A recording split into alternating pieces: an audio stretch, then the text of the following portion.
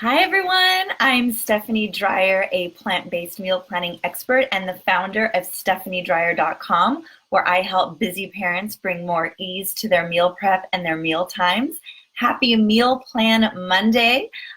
This is where I share some tips and tricks and meal ideas to help bring more ease to mealtime and meal prep. I am also the mama of three kiddos, and we are a mixed bunch. I'm vegan, my oldest daughter is vegetarian, and the rest of my family are omnivores.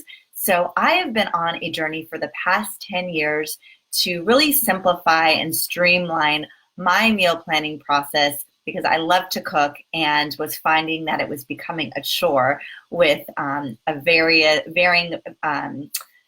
varying in meal, not only dietary restrictions, but just like tastes and dislikes and likes. And you must know how it is if you're a parent and know you've got to balance everybody's mixed preferences. So today I am talking about a topic that's been coming up a lot among my social circle that I've been hearing a lot of questions also in the community about what to cook when your family eats at different times throughout the evening. And there isn't one time that everybody can sit down together to have a meal. And if you've joined me before, you follow me on Instagram or Facebook, you know that my goal is to sit down with my family at least 5 nights a week to a home cooked meal. And it doesn't always happen, but it's my goal every week. And I realized as I was talking to a lot of my friends and also reading comments and questions in this community that it's a struggle for people. It's not possible always. And especially if you have younger kids that eat earlier than you do, or you or your partner get home later from work when it's mealtime.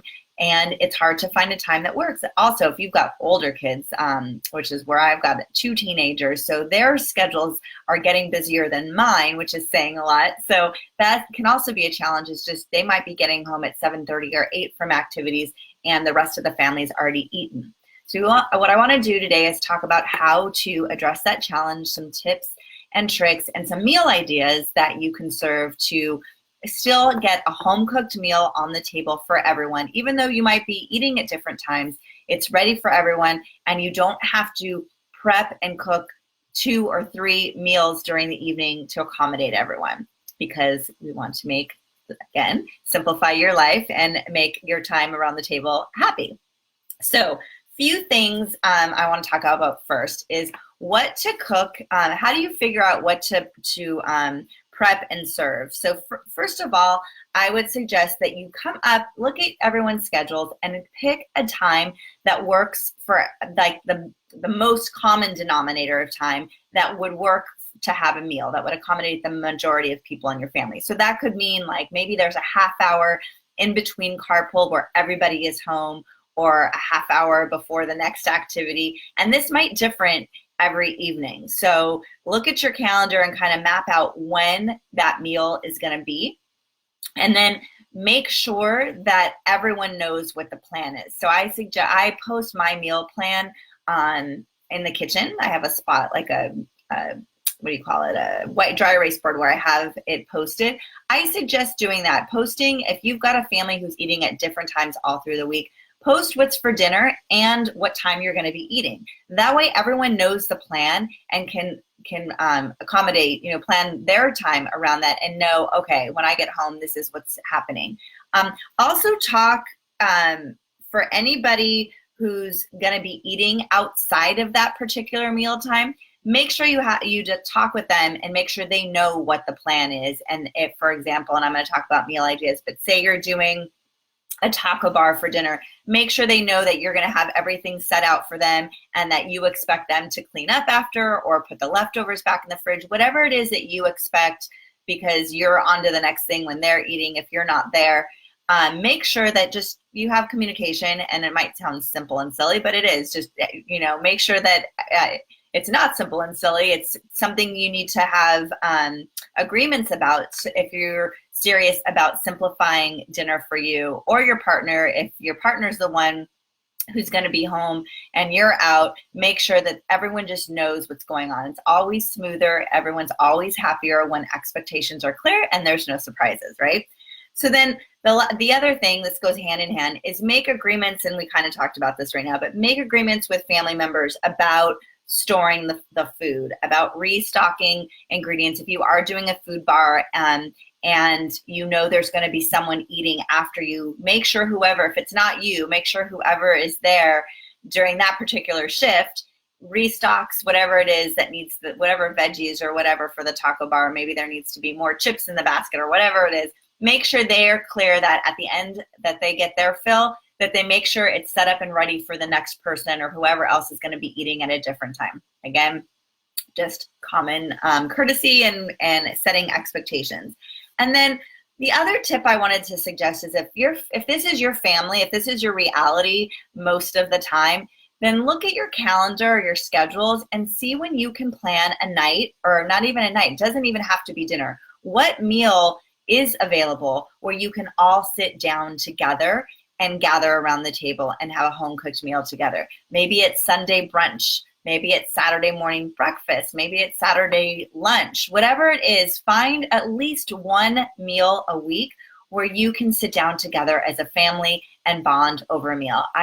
This is what I talk about all the time. I just feel that it's so critical for families these days to enjoy meals together, and home cooked is healthier. There's more connection. It allows for so much bonding and getting to know each other and going deeper than what you can normally do on the hustle bustle of the regular day when you're in and out. So that is my suggestion too. If this is your reality, try to carve out another meal time or two that you can sit together and enjoy.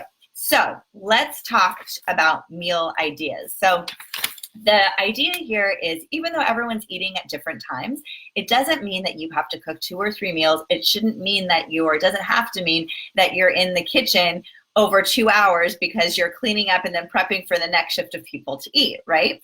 So here are a few ideas that you can put in your arsenal when this type of an evening occurs where you're having shifts of people eating. So the first is food bars. I love food bars. I have I actually have a downloadable on food bars. I'll post the link here after that you can get because it's a great way to set things out, and then it just has to be restocked, but everyone can make their own meal. So it's really simple. It's really easy. Some of my favorites are tacos, taco bars, super easy. You make a filling, set that out, along with whatever veggies and salsas you want. And then, you can, I'm plant-based, so the types of fillings I make would be easy to store on the counter. There would be no danger in doing that. So the person if you're eating at someone else is eating at a later shift, they would just have to reheat that. But otherwise, it would be stable to sit out. If you are serving something that has animal products in, then you'll want to keep that refrigerated, obviously, and just make sure that the people who are eating at different times than you are know that that's in the refrigerator and they need to take that out and heat it up. Some other ideas are panini bars. You can set out the ingredients again and bread and the panini press and let people make their own paninis. Pasta bar is another great one. I've done where I have 2 different kinds of pastas, maybe 2 kinds of sauces, and then a bunch of add-ins, and people can make their own pasta bowl the way they want. And speaking of bowls, sushi, any bowl in particular, Buddha bowls are so great because all you need are some greens, any grain of choice, some grains, a protein, vegetables, and a sauce.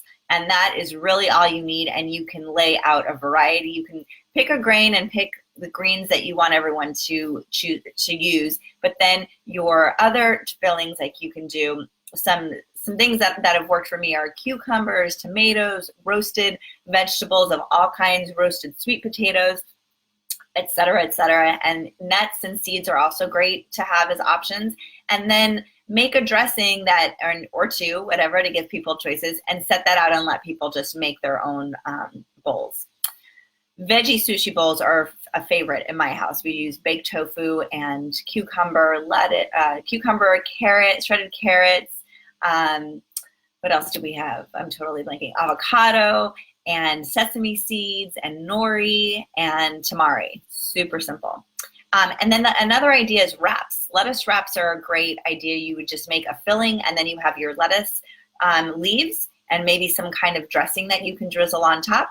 And you've got a really, really easy meal for people to come and eat it as they come in and out. And I think with all of these, with food bars, you can also make sides that are easy to pull out of the refrigerator and reheat too. If you wanted, if there's like a salad you want to do accompany the panini bar with, or a mixed green salad with the pasta bar, that's super simple also to just make a big bowl of that and have ready for people to serve themselves when they're ready. So another idea for you is snack boards. I love snack boards. I've got a blog or two on this topic with many ideas of different types of snack boards you can do. You can have a lot of fun and variety with this. Everything from a Latin board that is stacked with taquitos and fresh jicama and cucumbers with guacamole and salsa. You could even make little quesadillas to put out.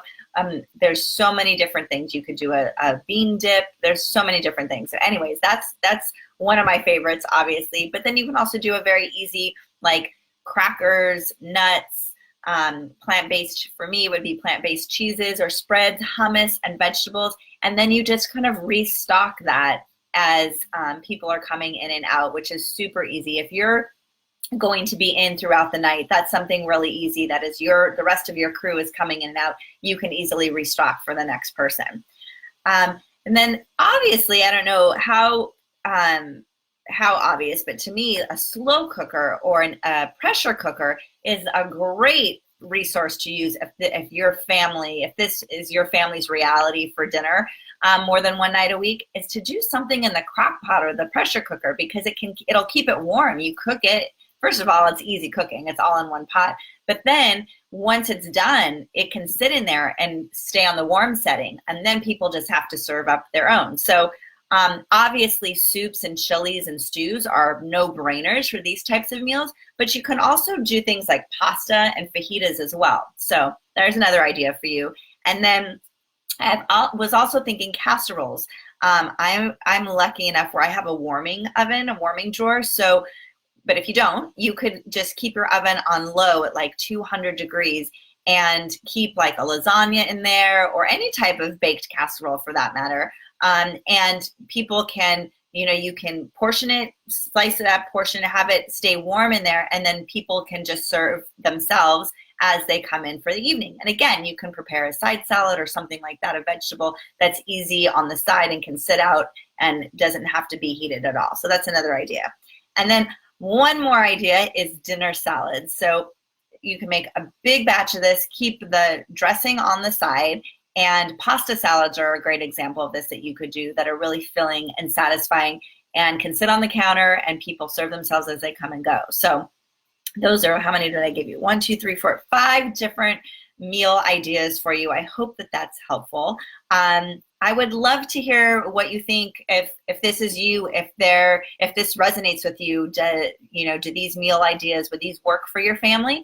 And I also would love to hear this. It was great to get this question from so many of you. So I'd love to hear what else your family challenges are around meal prep and mealtime, because it inspires me to get creative with my house and rethink the way I'm doing stuff. So if I can help you, please give me a shout out either here on Facebook, at Instagram, at Veegmama, VEEGMAMA, or you can shout out to me via email at hello@stephaniedreyer.com.